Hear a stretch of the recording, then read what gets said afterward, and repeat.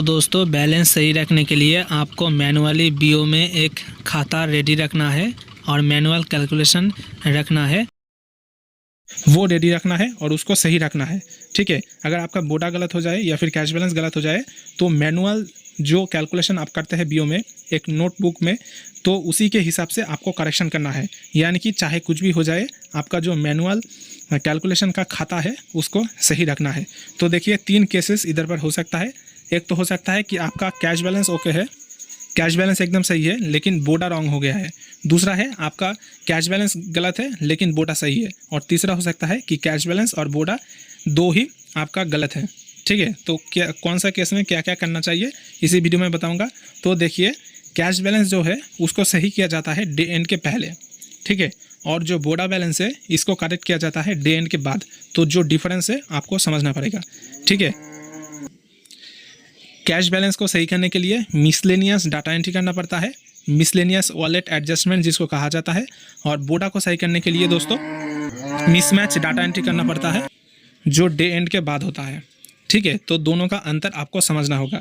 तो वॉलेट सही करने के लिए दोस्तों आपको मिसलेनियस वॉलेट एडजस्टमेंट करना है। मिसलेनियस वॉलेट एडजस्टमेंट अगर आप करेंगे तो दोस्तों आपका वॉलेट सही हो जाएगा। और वॉलेट सही होने के बाद अगर आप काउंटर डाटा फेच करेंगे तो ऑटोमेटिकली आपका जो कैश बैलेंस है वो भी सही हो जाएगा।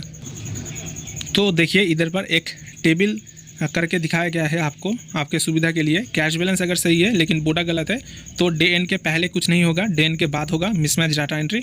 और अगर देखिए कैश बैलेंस गलत है लेकिन बोडा सही है तो दोस्तों आपको जो कुछ करना है डे एंड के पहले ही करना है, डे एंड के बाद कुछ नहीं होगा क्योंकि आपका बोडा सही है। और देखिए अगर आपका कैश बैलेंस और बोडा दोनों ही गलत है तो आपको डे एंड के पहले भी डाटा एंट्री करना है और बाद में भी डाटा एंट्री करना है। तो नीचे देखिए कैश बैलेंस करेक्शन का प्रोसेस बताया गया है। इधर पर देखिए कैश एंड स्टैम्प में आपको जाना है, उसके बाद मिसलेनियस का एक ऑप्शन दिया गया है, काउंटर ऑपरेशन के अंदर मिसलेनियस का एक ऑप्शन दिया गया है। अगर उस ऑप्शन पर आप क्लिक करेंगे तो देखिए बहुत सारे ऑप्शन इधर पर आ जाता है। तो 2 ऑप्शन इधर पर है, एक तो है वॉलेट एडजस्टमेंट पेमेंट और दूसरा है wallet adjustment received. Payment option की मदद से आपको दोस्तों वॉलेट माइनस करना है और अगर आपको वॉलेट में बैलेंस बढ़ाना है तो रिसिप्ट ऑप्शन को सिलेक्ट करना है। ठीक है, तो इधर पर देखिए स्टेप बाय स्टेप बताया गया है। सबसे पहले काउंटर ऑपरेशन पर क्लिक करना है, उसके बाद मिसलेनियस पर क्लिक करना है, उसके बाद अगर आपका वॉलेट का बैलेंस या फिर कैश बैलेंस का बैलेंस अगर बढ़ाना है तो रिसिप्ट सिलेक्ट करके अमाउंट डालना है, उसके बाद सबमिट कर देना है। और सेम तरीके से अगर देखिए आपका कैश बैलेंस अगर ज़्यादा है, ठीक है, ज़्यादा दिखा रहा है, एक्स्ट्रा अमाउंट है कैश बैलेंस में और उसको अगर डिक्रीज़ करना है तो आपको पेमेंट सिलेक्ट करके अमाउंट डालना है, उसके बाद सबमिट कर देना है। तो ऐसा जब आप करेंगे तो आपका वॉलेट सही हो जाएगा। और वॉलेट सही हो जाने के बाद जब आप काउंटर डाटा फेच करेंगे उसके बाद दोस्तों आपका जो कैश बैलेंस है वो भी सही हो जाएगा। लेकिन फेच काउंटर डाटा करने के पहले अगर आप कैश बैलेंस चेक करेंगे तो सेम ही दिखाएगा, गलत ही दिखाएगा। लेकिन जब ही आप फेच काउंटर डाटा करेंगे तब आपका कैश बैलेंस भी सही हो जाएगा। अब देखिए नीचे जो नेक्स्ट प्रोसेस दिखाया गया है कि बोडा का बैलेंस कैसे करेक्शन करना है।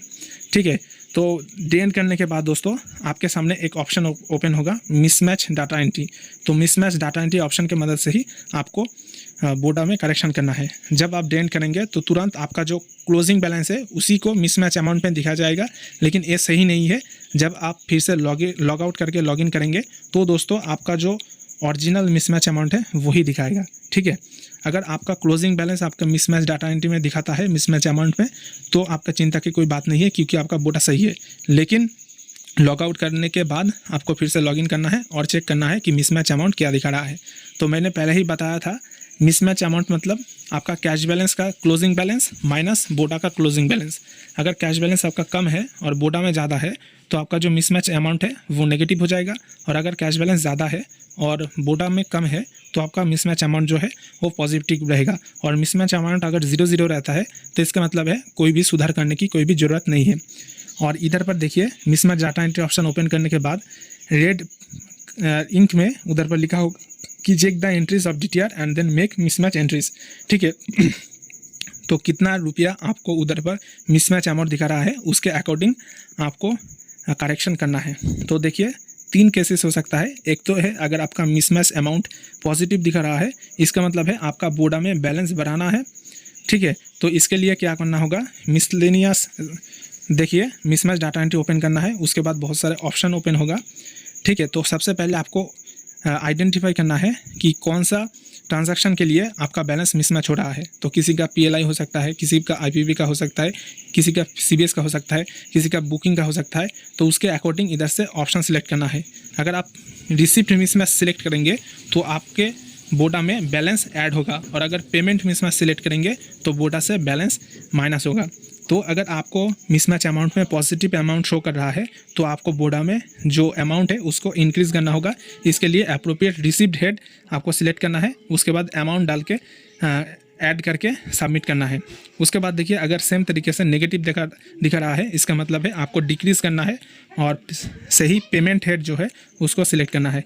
लेकिन देखिए दोस्तों 3 नंबर जो पॉइंट है ये बहुत इंपॉर्टेंट है। If the mismatch amount is having multiple receipt and payments figure, यानी कि आपके बीओ में ऐसा भी हो सकता है सिर्फ पेमेंट के लिए नहीं या फिर सिर्फ रिसिप्ट के लिए नहीं, दोनों के लिए ही अगर मिसमैच अमाउंट अगर आपका हाई तो उस वक्त आपको दोनों ही सिलेक्ट करना है। सबसे पहले सही रिसिप्ट हेड को सिलेक्ट करके अमाउंट डाल के उस अमाउंट को ऐड करना है। उसके बाद जो पेमेंट हेड है सही तरीके से उसको भी ऐड करना है। उसके बाद नेट अमाउंट जो है वो ऑटोमेटिकली एडजस्ट हो जाएगा बोडा में।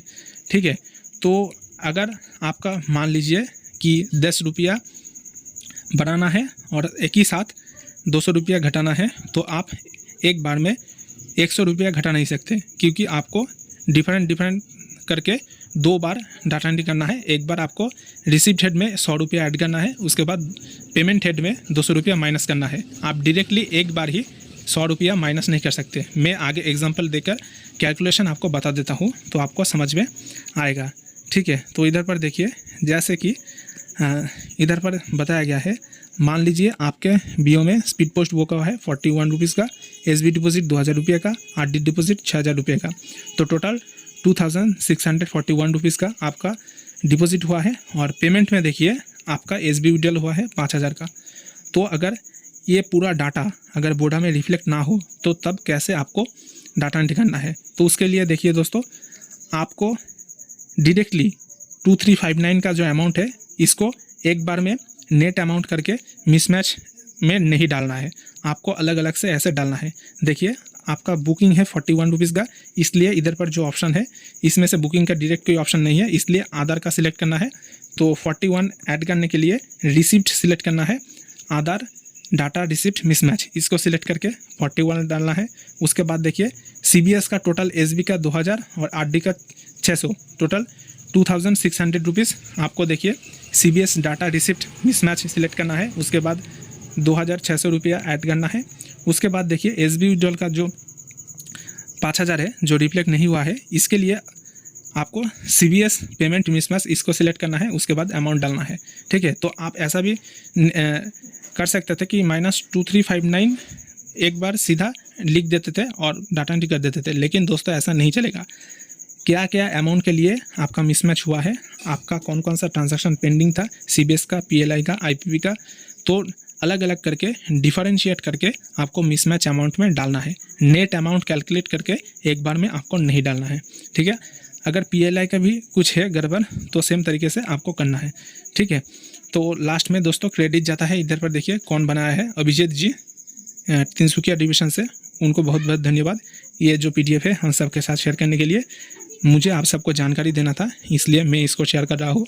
बहुत लोगों को इससे बहुत ही आसानी हो गई काम करने में, बहुत लोगों का बैलेंस का डिफरेंस चल रहा है, वो लोग भी इसको देखकर अपना बैलेंस सुधार सकते हैं दोस्तों। और ये जो पीडीएफ है आप मुझे व्हाट्सअप कर सकते हैं या फिर मैं डायरेक्टली टेलीग्राम चैनल।